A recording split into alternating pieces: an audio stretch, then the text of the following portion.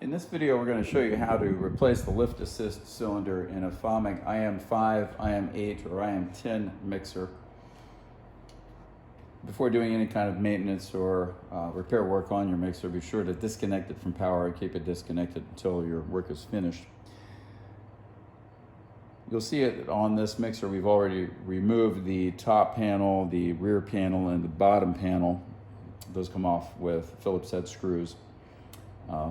You may find that there's a small thin bead of silicone under the edges of those covers. When you put them back on, you can reapply a new bead of silicone if you want to. It's only there to help prevent vibrations, but in our experience, they don't vibrate even if they don't have the silicone, so it's really optional.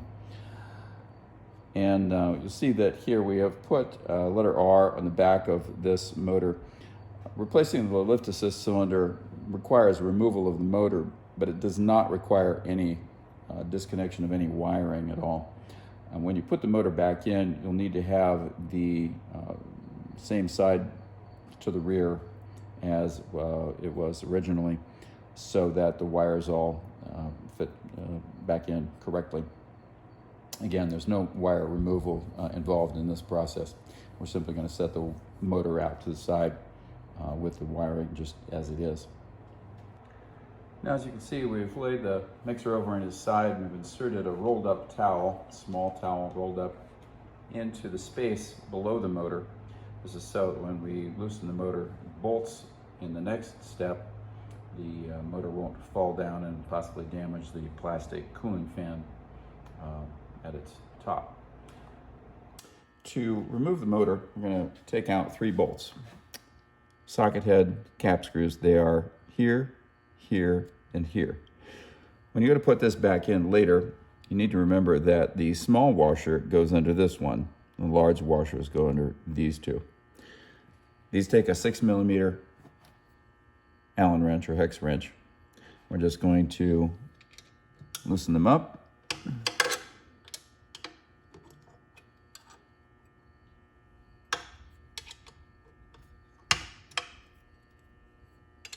And then once they're loose, turn the wrench this way to spin them out of there.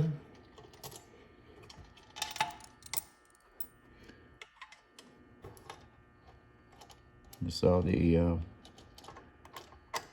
motor drop down there and releasing the tension on the belt. Take the third one out.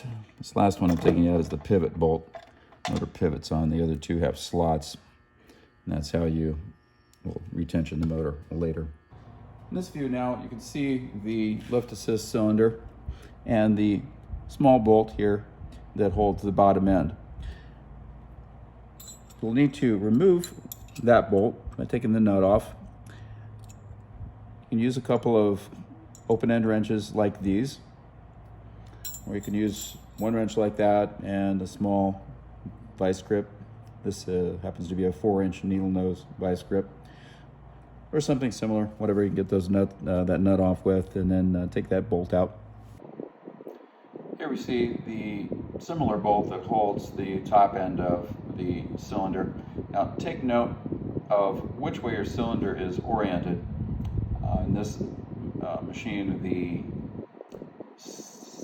rod that extends out of the cylinder is the end that connects down to the bottom behind the motor. And after making this video, we're not sure if they're all that way or not, but take a look at which way it is. Just put it back, the new one back in the way that the old one came out. One thing we do want to note is that in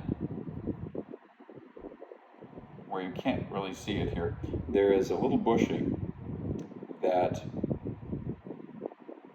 prevents wear between the shank of the bolt and the eye in the end of the cylinder. That little bushing will come out when you take the bolt out. Be sure that you don't lose that.